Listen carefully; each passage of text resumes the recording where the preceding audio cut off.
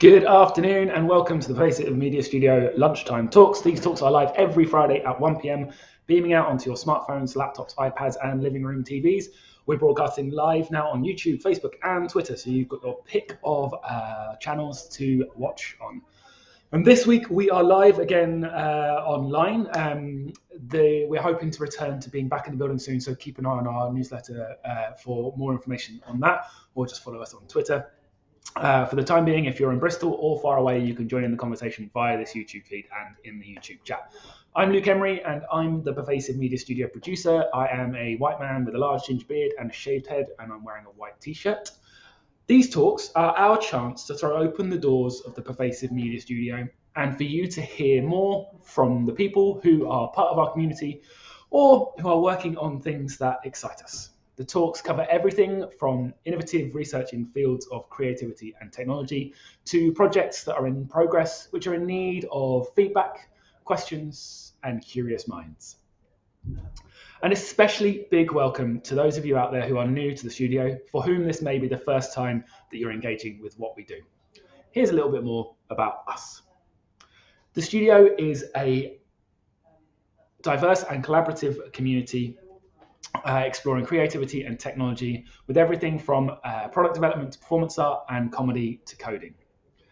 We are a home for early stage ideas and we're a partnership between the Watershed, the University of the West of England and the University of Bristol. And we are, as I said, we're a home for embryonic ideas, research and development of new things and the building of new companies. And we're a meeting place of both the creative and commercial industries, with the belief that both being together is really important. We offer studio space, desk space, meeting rooms, events and opportunities, all for our residents for free. And we're a space for people and companies to take risks in their practice and make time for collaboration. A captioned and recorded version of this talk will all be available here after the talk is finished. And as usual, there's a Q&A at the end. Just pop your questions into the chat and I will pick them out as we go. Please don't hold back. Make sure you get your chance to ask the question you want to ask today.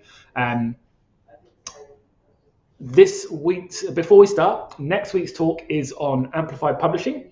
And Kate Pullinger, who's the director of the Centre for Cultural and Creative Industries, will explore the findings from the amplified publishing programme and will examine how technology can create positive change.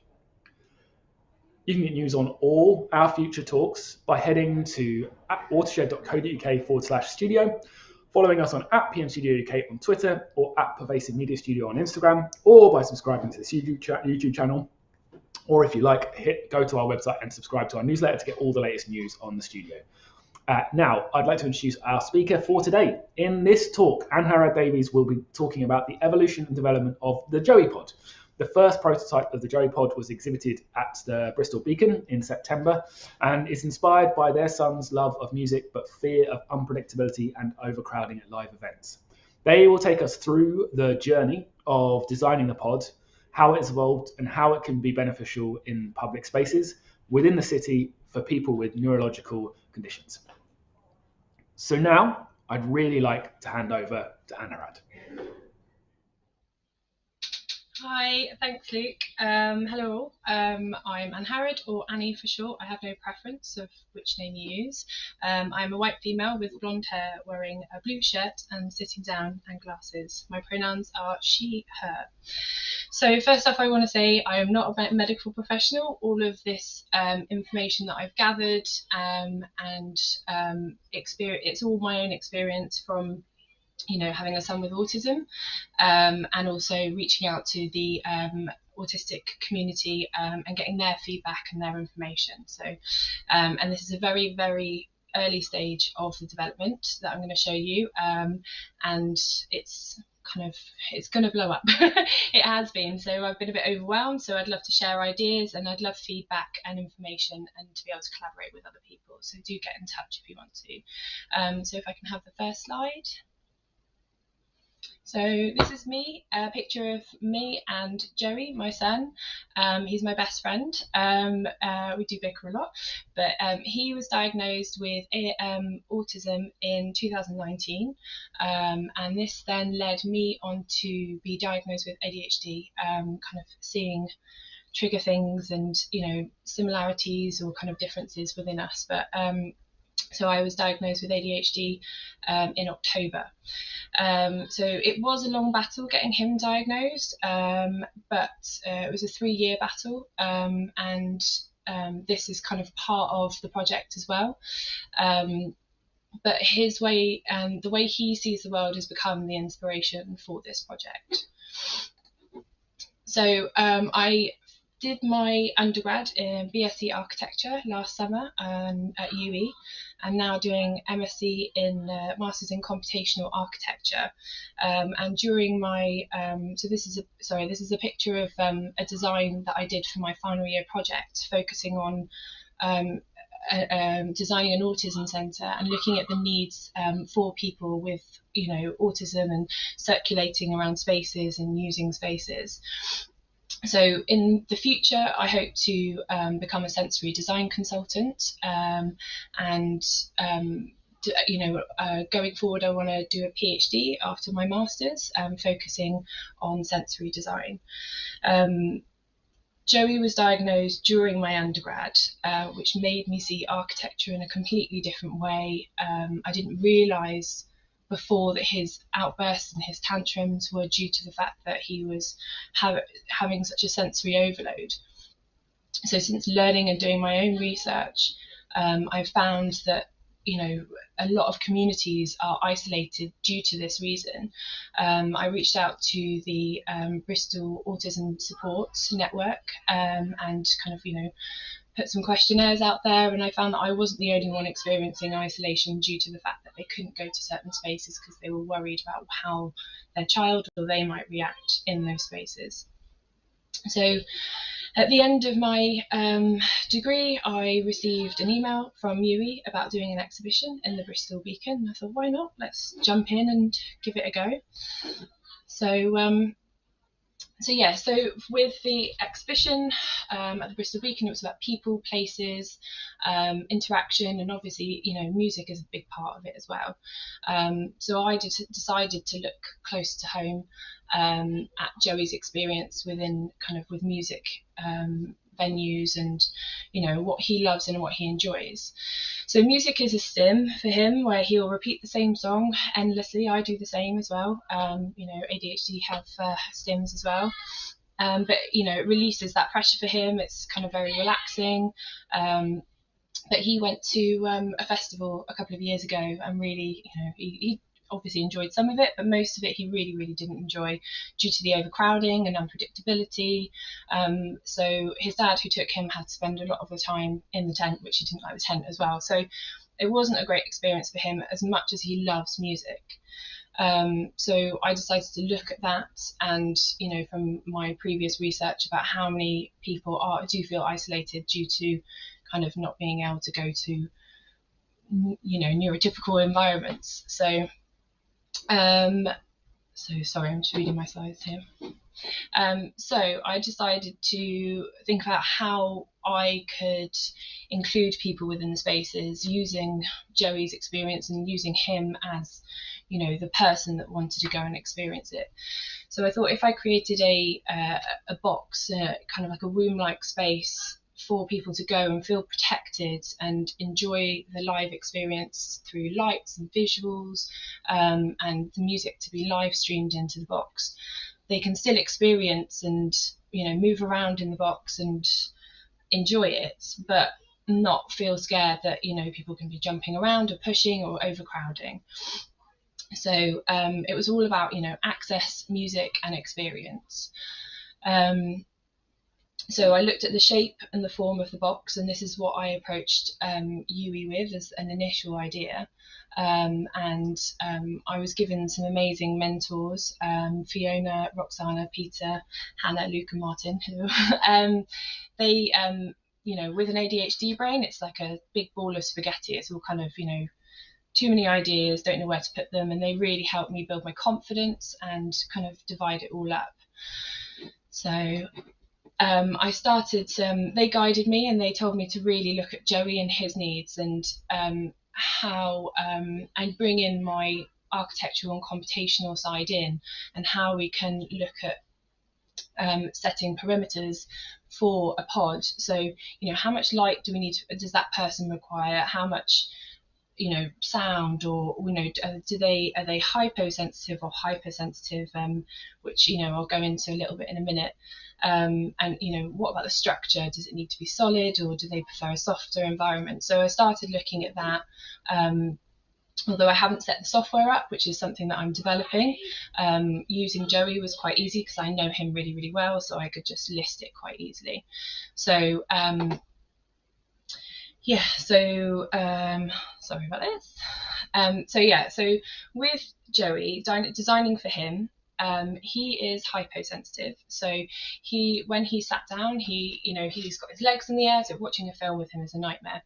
He's upside down, he's moving around, so he doesn't feel grounded, and that's hyposensitivity. So he can't feel it. So, you know, for him, he needed a wider ground space and, you know, like a bean bag or something to be able to move around in. So we made 2 meters for the space, and also because he'll be sitting down, it would be lower.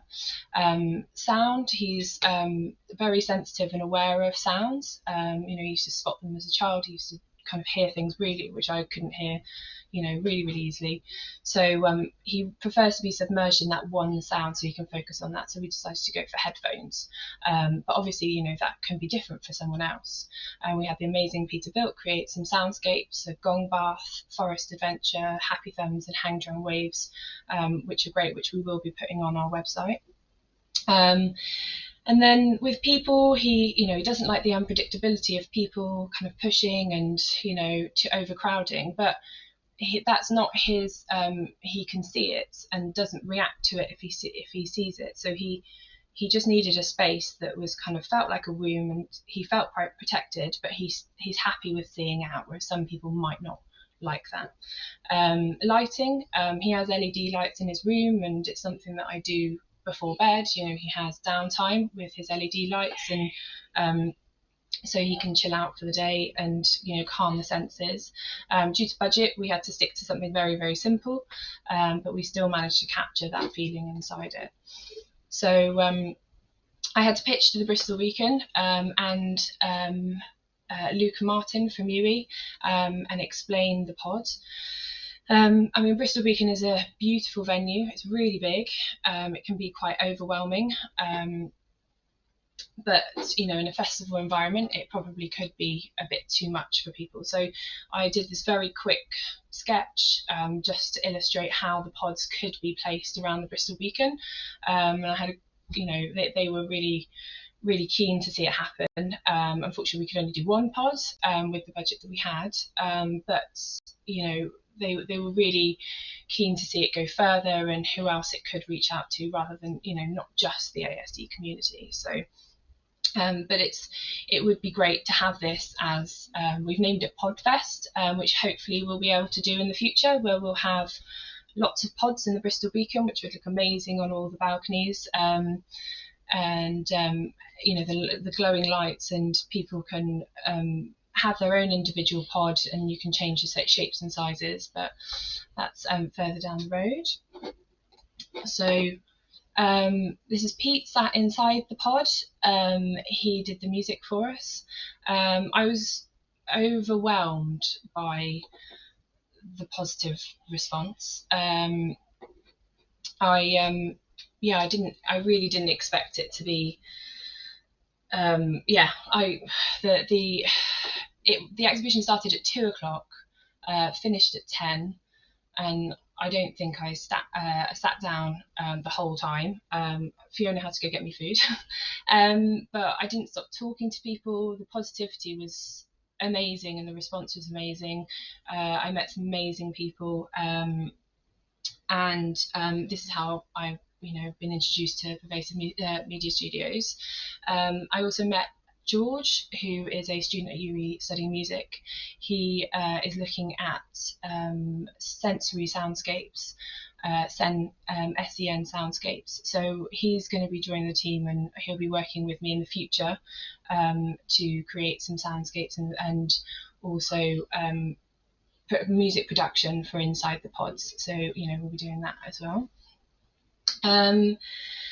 So with the pod, we asked, people came along, sat down in the pod, and then we had to kick people out the pod to be able to allow the next lot of people to come in, because it was, when you put the headphones on, everything else just was quiet, even though you were in this really, really busy environment, and it was, a lot of people, and a lot of sounds going on. But this, even though it was open, it was really, I was shocked myself. I didn't know how it was going to feel when it was in the space, and it just quietened everything down, kind of focused your senses, and you could kind of watch the world as well kind of go by around you, which was really, really nice. So we did a feedback sheet, and we had quite a few people suggest that we put them in schools, and hospitals and public spaces, and that's something that I've realised going forward, that Joey going into secondary school, he's now in year 7, he's really struggled in secondary school, and he needs those spaces to sit down and calm when he feels overloaded. So this is something that we're gonna, which sparked an idea in my brain. I didn't know that that's what we could do in the future, but obviously collaboration is key with this. So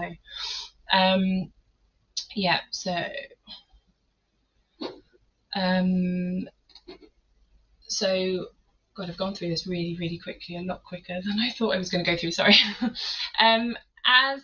So I'm where it's going in the future. We've been approached by Moduflex, a company who build racking and they build shelving. Local Bristol company. They have offered to look at the structure and help us build a solid structure. So we're looking at designing a modular structure so that we can, this image is very, very simple. It was just me sketching ideas and heights and things like that. But this means that we can adapt the pod to go into different spaces, or we could expand it to create kind of an adventure through these pods, and they kind of expand and go to different places.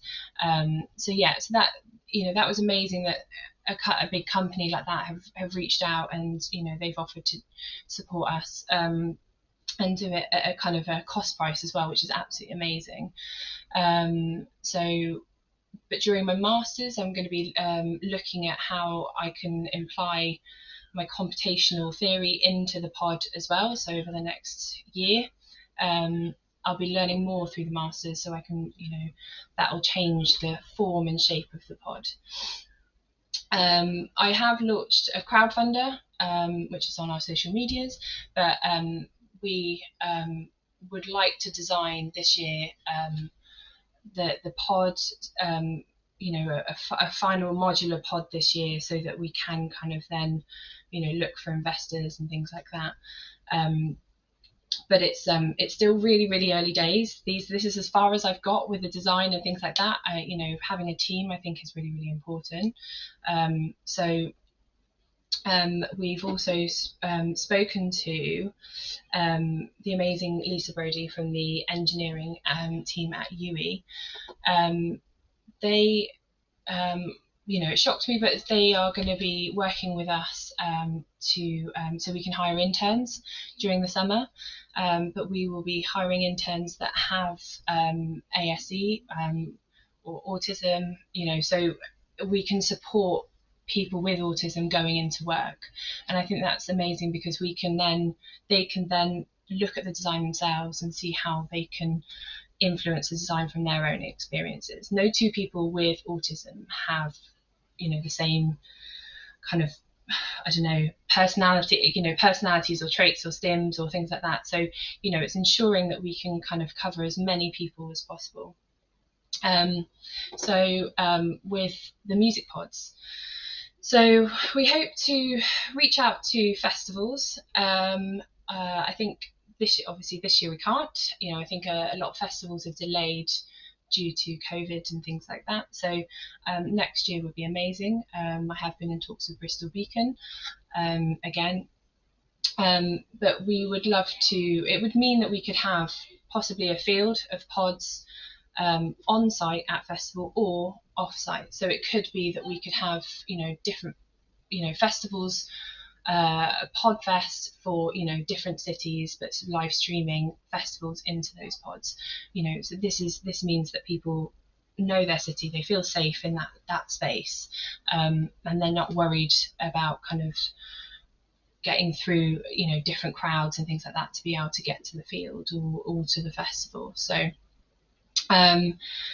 it's still really early stages, and it's very, very overwhelming, but I've had a lot of people with a lot of interest on things, and I'm currently learning how robotics side of things, how to do lighting, playing around with Arduinos, so we can create sensors within the pods as well, which might react to light, and those might be the public space ones, because there are a lot of autism. You have light seekers who enjoy kind of the reaction of lights and things. So and we've had Joey School, and a couple of other teachers have said that they would love to trial the pods in school as well. So that's where we are at the moment. But it'd be great to have a team of people and any collaboration. So if anyone is interested in being involved with it in any way, then do get in contact. I think that's it. Thank you. Thank you, Annie. That was great. So nice to see an alternative way of approaching gigs and I wonder, so far, what's been the most interesting feedback you've had from people when you've been playing with it? I don't know. Everyone's had different ways that it could go. So, people would like a skin around it, and, just so it's completely closed off from everyone else. It's just, I think at the exhibition, it was really interesting to have so many different people have different reactions to it, because everyone is so different on what they prefer.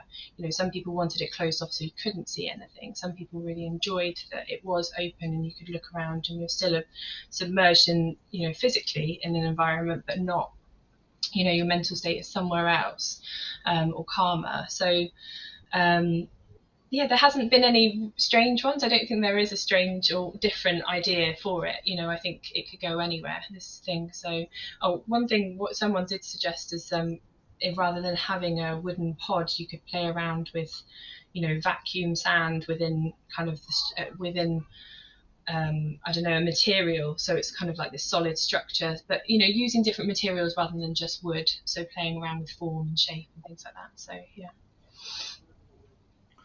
And who are you looking for, in terms to unlock the next steps of the project? What are you looking for? I think music. I have George. He's amazing. He's currently doing his degree at the moment, so I don't want to put lots of pressure on him. He's focusing on soundscape, but how we can convert people that might be interested in converting music into visuals with lighting, but also artists, and how we could put art into these pods as well, of kind of feeling, touch, texture. So sound and lighting technicians, as well as artists that would like to just try something different with the pod. Structurally, we have, like I said, we'll have some interns from the engineering department who will be helping us build the structure of it and the engineering of it, and sustainability as well is key. So yeah. We have a question from the YouTube chat. How does Joey feel about having such an amazing product being made with him as an inspiration and possibly being scaled up for so many other people? Wow. So the first thing he didn't like, if he found out I put a picture of him, obviously, I give permission, but he'd be like, I don't want people to see my face because they might recognize me in the street. So so I think he's worried about too much fame for himself, but now he's he smiles every time I say, I said I'm going to do a talk on Joey pods, and he was like, really, really happy. He goes into school and tells his teachers all about it, and he's really proud that he had a part in it, and he'll always have a part in it, I think, and even with because it's not just for children with autism, it's for adults as well. So as he grows, his moods and experiences will change. So the pod might change with him, and I'm quite observant. So everything I take in and absorb is information. I don't know, that's the architect in me, but then kind of put it into the design itself. So yeah, as long as his face is not all over it, then I think he's fine. But yeah, he's enjoying it. Does he have a sense of its potential impact?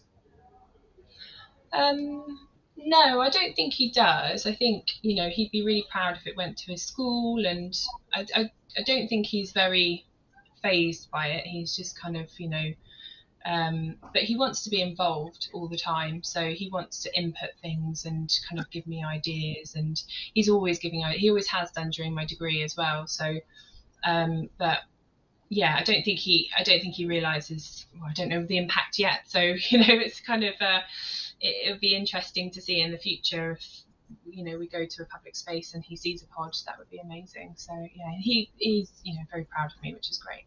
So yeah. Another question from the chat, which I'm going to slightly expand on. They say, would Joey's school be interested in trialing the pod? And I wonder, I guess, if you've had any thoughts about expanding it beyond festival or gig scenarios as well. Yeah, so so definitely in schools. Like I said, Joey transitioning into secondary school was really, really difficult, even for him, but just as much me. He doesn't like the overcrowding of corridors, so he gets a hall pass to go kind of early, so he can kind of get outside before everyone else. He goes through a different exit. So he's really struggled, and I think it's important. He has great teachers. It's his school is very SEN focused, which is amazing, and he knows that he can go sit with the teachers in their classroom and just chill out with them and have a conversation with them. He's like a little 80-year-old man, really. So, but if he had a pod in school, I think. For anyone, for any schools to have them, I think it's really important, because the schools don't have the space or the funding to be able to make a whole room focused on SEN. So, I think it's really, really important. And yeah, his school have said, I spoke to there was an incident in school, everything was fine, but I spoke to his head of year about it, and she said she was really interested in having the first prototype in their school. So hopefully that can happen.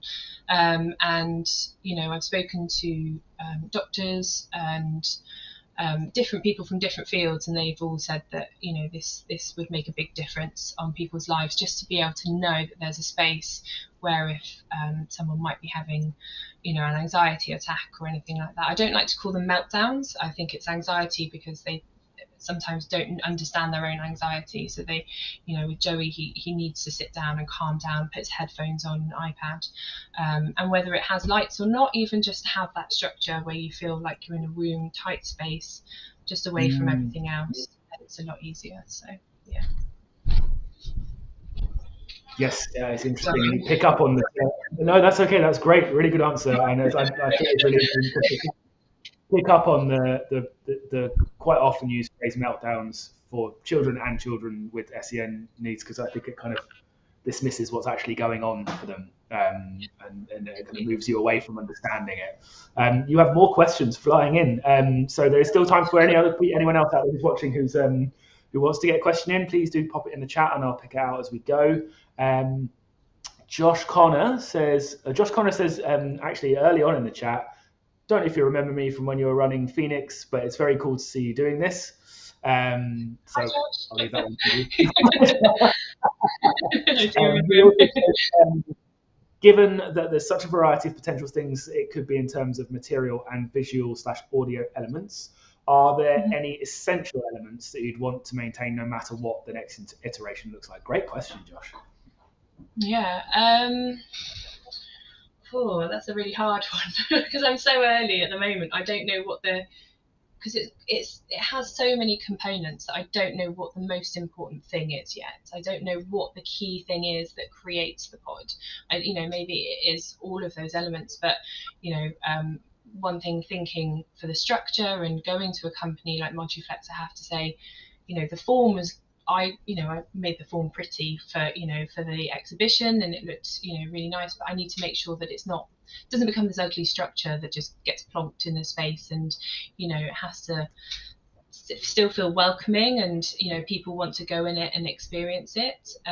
So I really don't know with that. That's a really tough question. I think I think accessibility is probably the most important thing, how people kind of, move within the space and get into the space, and, making it available for everyone. And this is where with computational, I can use research to then find out what might be a few pods that do kind of cover all of, the spectrum of, needs.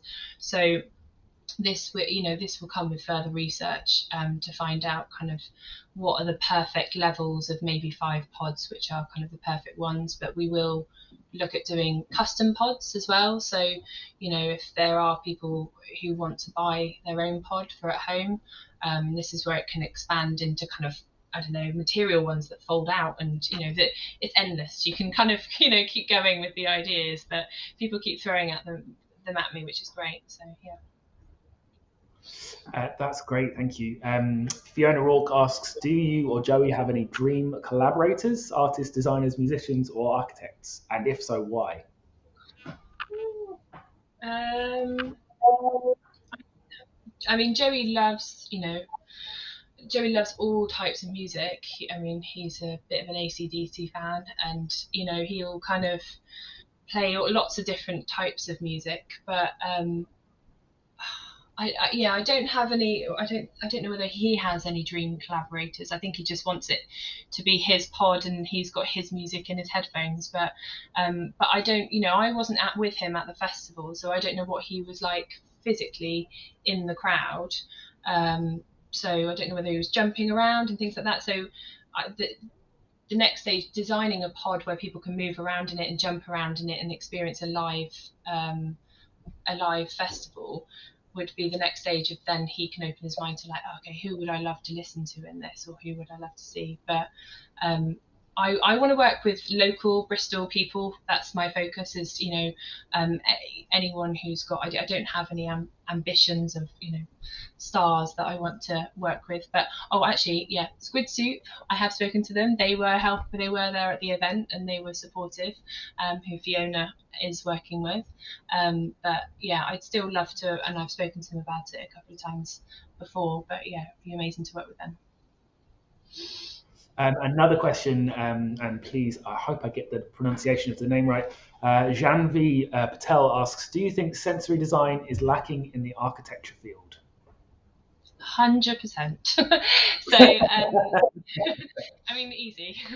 And this is not down to, my university are amazing. I loved, studying, but I found there wasn't any sensory design subjects, and it's hard to find them in any of the universities. So we've had this discussion, Luke, that so many adults are getting diagnosed with a neurological condition. So today, and that means how many people are walking around with a neurological condition and suffering with their mental health because of it. Since I got diagnosed, it's like this light bulb went off, and I was like, that's the reason I'm like that. It's not because I'm rubbish at all these things. It's that my brain is not wired in the right way to be able to do these things. So I think which is what my PhD hopefully will be. It might change as we go, but I want to show how if we designed for sensory needs, then we're designing for better mental health for everybody. So, because people joke that everyone's on the spectrum somewhere, but there are a lot of people who are really suffering because they're misunderstood, or they don't know themselves, because they have, their brain is wired differently. So yeah. Okay, our last question, Annie, is great. Thank you so much for being so game for answering all of them. Melissa Blackburn asks, so much potential with this work. What do you need now to take it forward? Good question to finish on. Thank you, Melissa. Going forward, so like I said, I have the crowdfunder. Feel free to follow us on socials as well. It's Joey_pods for Instagram and Twitter. But we have the crowdfunder. Any of the money raised goes towards the project, and we keep any money raised. So even if it's a little bit, it will still go to something to within the project. And I am currently doing this by myself.